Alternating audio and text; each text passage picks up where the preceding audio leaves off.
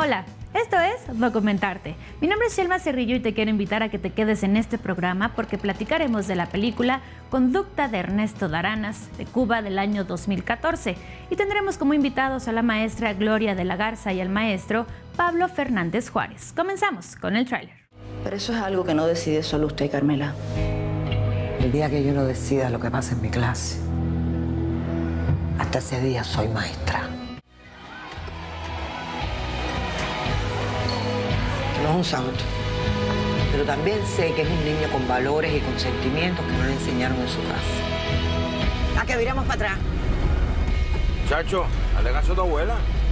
Déjalo a mi abuela. Pero ojalá lo fuera.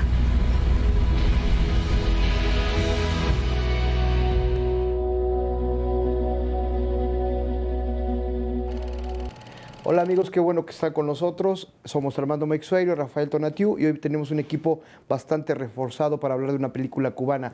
Presenta al equipo, Armando. Sí, tenemos aquí a dos invitados, ya han estado con nosotros, pero en esta ocasión, porque vamos a hablar de una cinta cubana, como tú bien dices, y vamos a tocar el tema de educación, tenemos a la maestra Gloria de la Garza Solís y al maestro Pablo Fernández Juárez, ellos representando dignamente a la UNAM. Y nosotros mejor ni decimos, porque bueno, no. Podríamos ser de aquí, ¿no?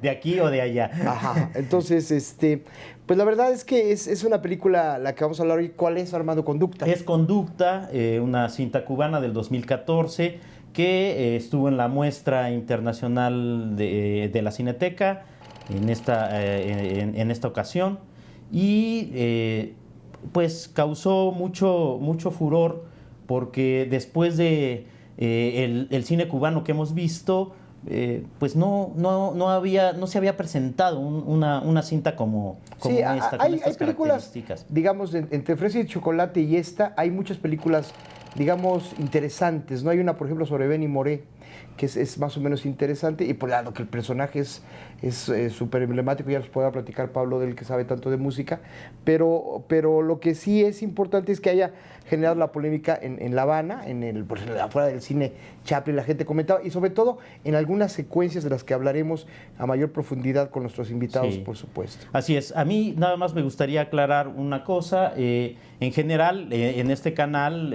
hablamos de cuestiones ambientales, pero nosotros hemos querido manifestar que entendemos lo ambiental de manera mucho más amplia, no nada más sesgado a lo ecológico o a la naturaleza. Incluso nos parece que es muy importante dentro de lo ambiental el tema educativo. Claro. El tema educativo, y en este caso esta película tiene como muchos puntos, muchas perspectivas que sobre educación podemos hablar, y por eso es que nos gustaría conocer sus opiniones, sus comentarios alrededor de esta película de Conducta. ¿Alguien quiere hacer el resumen de la película o que lo haga Armando como siempre? Pues puede ser Armando, pero sin embargo a mí lo que comenta Armando me parece muy interesante porque la parte ambiental, insisto, y como él bien dice, no es únicamente la parte física o geográfica, orográfica, como se le quiera decir, sino implica el ambiente en el que vive el contexto de los personajes que determina mucho su vida. Claro. Y en el caso de esta película es muy notorio. Sí, incluso, digamos, el pequeño ambiente donde se va a desarrollar la cinta, que es el centro de La Habana, y que alcanzamos a ver perfectamente cómo vive hoy un cubano promedio, desde su casa, desde la azotea, desde los pequeños negocios que van como aligerando su propia vida, pero la verdad es que sí da cuenta de eso, y también cómo se usa el malecón para nadar, o sea, toda la relación entre el hombre y la naturaleza, el hombre y su hábitat, pues está absolutamente presente en la cinta, sí. ¿no? Gloria, ¿nos podrías comentar de qué trata, comentarle al público más o menos de qué trata la cinta? Básicamente la cinta nos presenta un periodo previo a la jubilación forzada propiamente de una profesora que se ve forzada por una serie de circunstancias de su trabajo en el aula que no son bien vistos por el sistema cubano en ese momento. Ella es una profesora reconocida, es muy buena profesora, la respetan mucho, pero hay un par de incidentes en su trabajo con los estudiantes que van a generar, digamos, un disgusto institucional con su trabajo y que la van a obligar a jubilarse, no digamos tempranamente, porque es una profesora que ya lleva Casi 50 años. Casi 50 años dando clases y que está justificado en términos de tiempo que se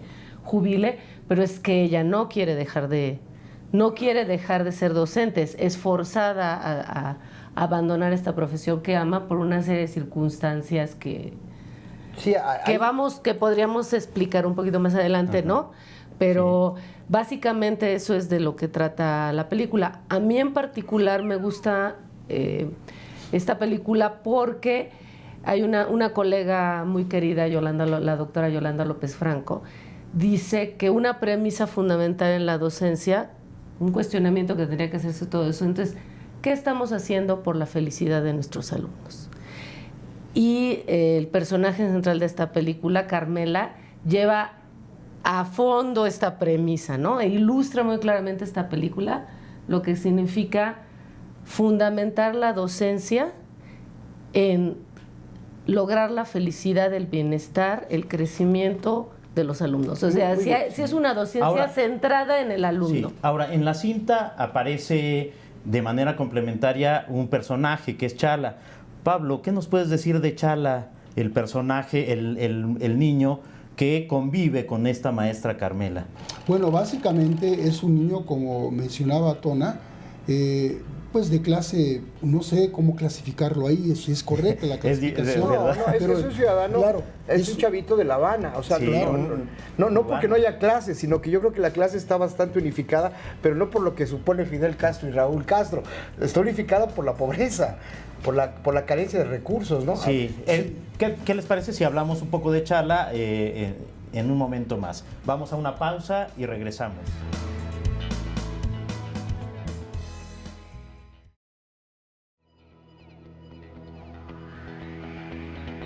Estamos de regreso aquí en Documentarte. Qué bueno que siguen con nosotros, amigos.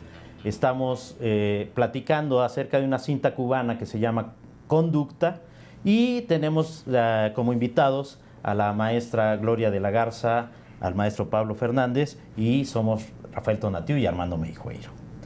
Estábamos comentando, Pablo, acerca de este personaje que sale en la cinta, que es el alumno de Carmela, esta maestra que está por jubilarse en la cinta y se llama Chala. A mí me asombra mucho el personaje porque para mí es el prototipo de un joven, por su edad, a mí no me gusta la palabra ni niño ni adolescente, pero un joven que para su edad es maduro y tiene una actitud muy especial. Él realmente cuida a su madre, él es como el papá de su mamá. Sin embargo, dentro de ese dilema que tiene en la relación con su madre, también tiene otro dilema, asistir o no a la escuela. Y realmente yo casi estoy seguro, no sé ustedes qué opinen, si estarán de acuerdo conmigo, que él va realmente a la escuela por motivación de la maestra. Él no está plenamente convencido. En su contexto, tiene que ir con los amigos, convive con ellos, hay un amigo muy simpático que lo acompaña siempre. Y bueno, en este contexto de una escuela, yo calculo finales de la primaria, principios de la secundaria. Exacto. No entiendo muy bien cuál es la correspondencia en el sistema educativo cubano, pero me parece un personaje asombroso por su madurez, por su expresividad, por su introspección y por su valentía para enfrentarse a la vida, ¿no? Pero yo creo que estaba pensando en lo que decía la maestra Gloria de la Garza.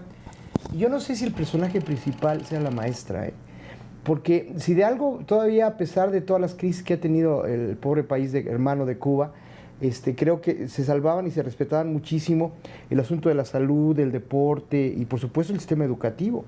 O sea, el sistema educativo era uno de los grandes lujos de la revolución, pero esta es una crítica feroz a él. Feroz. ¿Te parece, ¿a ti te parece feroz? Te voy a decir por qué. Te voy a decir por qué. Te voy a decir varios puntos que lo primero es la falta de reconocimiento, como en todo el planeta, al maestro veterano. Eso es una tragedia, Claro. Es una tragedia que no se reconozca, que conforme va avanzando un maestro va sabiendo más, va siendo más, tiene que ser más reconocido. Claro. Cuando ella les llama la atención, le dice, pues yo te di clase a ti, ¿de qué te...? O sea, entonces La siguiente crítica me parece que tiene que ver con estas escuelas de la conducta, ¿no? O sea, por eso se llama la película Conducta, que lo van a mandar a una escuela de la conducta, como una escuela, pues que para casi reclusado, de reclusorio. La tercera crítica tiene que ver con esta información que tienen los nuevos maestros sobre lo que es la educación, etcétera, etcétera. Digamos, hay una cuarta crítica feroz también al sistema cubano. Sí.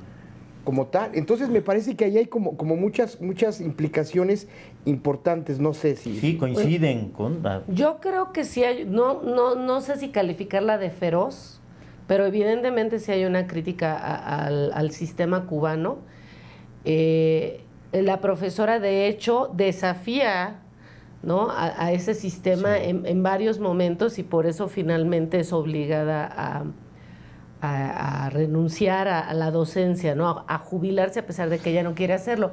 Me parece que sí hay una crítica a un sistema que está anquilosado en muchas cosas, por ejemplo, su noción de laicismo, ¿no?, que es uno de los problemas de esta idea de laicismo entendida como no mencionar religión. Eso no es laicismo. Pero muy extremo, ¿verdad? Ajá, eso no es laicismo. Laicismo es el respeto a las ideologías, las creencias, y entonces la posibilidad incluso de abrirse a hablar de ellas, ¿no?, en un diálogo, sobre todo en una cultura con un interés de comprenderse. Entonces, por ejemplo, sobre todo en una cultura que también tiene muy marcada la religión como parte de su historia y de sus raíces, ¿no? Y negada. Un sincretismo muy especial. Exactamente. Y negada, es decir, porque aquí hay un caso muy importante que es la implicación que tiene la maestra con la muerte de su nieto.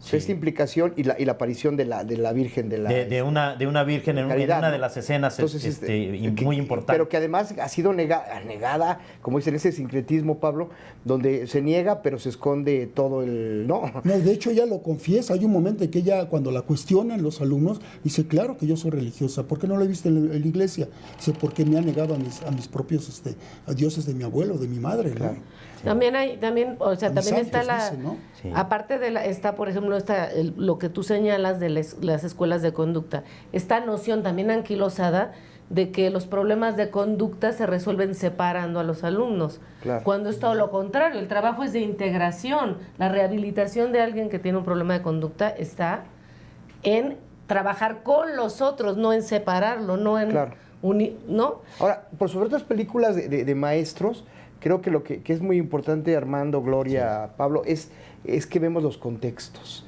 O sea, vemos el contexto, no solamente el maestro, claro, sino que es una maestra determinada, es un chavo determinado. Si tienes una madre que es prostituta o jinetera o como se le llame, y además usa drogas, pues eso te va a determinar de manera... Además es madre soltera, por si fuera poco, ¿no? Entonces todo esto te va a ir determinando de una manera importante, ¿no? Sí, vamos a ir a una pausa, vamos a las recomendaciones con Shelma y regresamos en un momento para seguir con Conducta.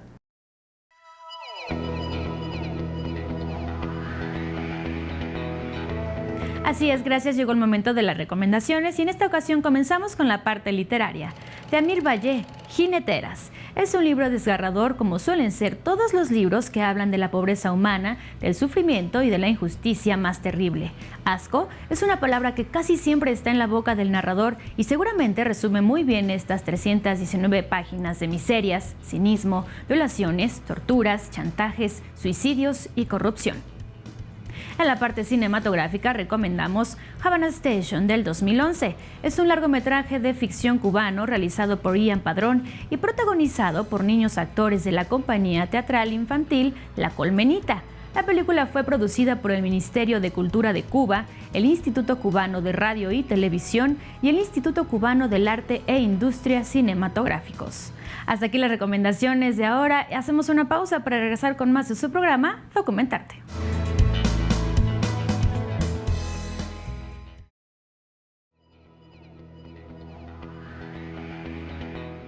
Qué bueno que se ha quedado con nosotros. Estamos aquí en su programa Documentarte y estamos hablando de la película cubana Conducta. Decías que tiene muchas aristas, Pablo. ¿Qué podemos hablar más de Conducta? Pues, por ejemplo, la maestra, que es la polémica un poquito que hemos tratado aquí de que si es la protagonista o no. Yo creo que independientemente que no sea o no la protagonista, a mí me parece una persona que muestra una humanidad muy honesta, claro, una claridad en sus convicciones, una congruencia en su conducta y su actitud que me parece verdaderamente avasallador en cuanto a aprendizaje, ¿no? Ya Gloria lo comentaba muy acertadamente.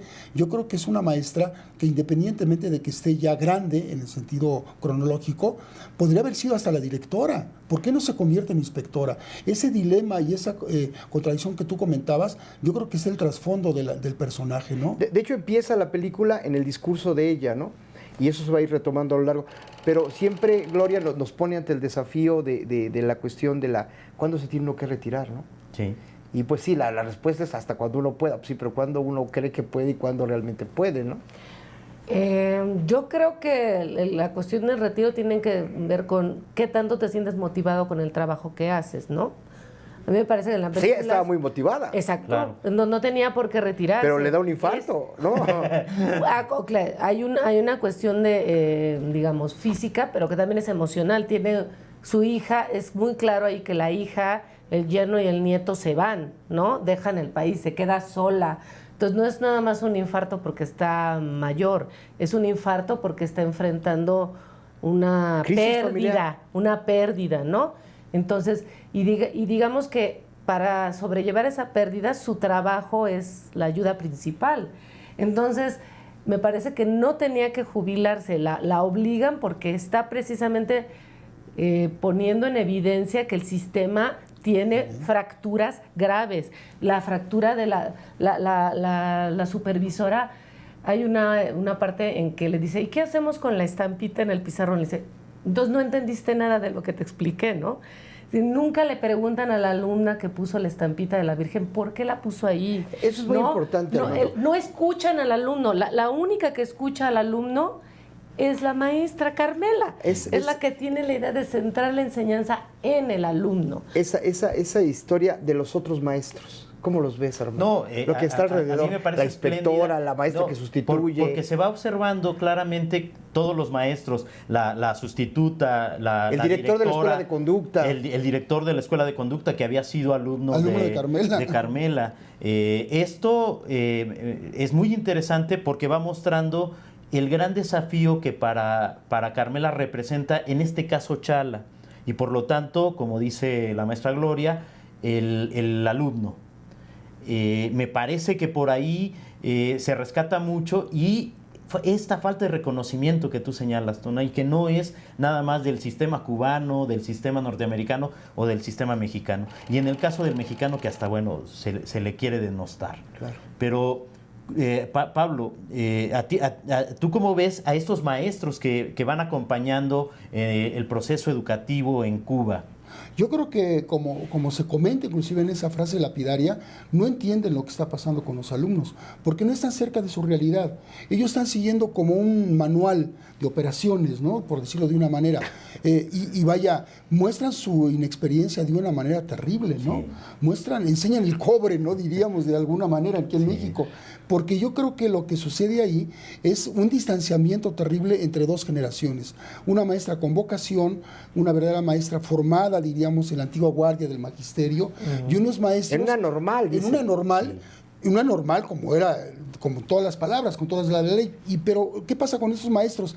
Pues realmente, como dice Tona, tristemente se observa que el sistema formador de maestros se percibe o se interpreta de manera indirecta que es muy deficiente, ¿no? Yo lo que veo en la situación es que los maestros jóvenes ponen al centro de su trabajo el modelo educativo. No al alumno. No, exacto. O sea, el modelo que es totalmente abstracto.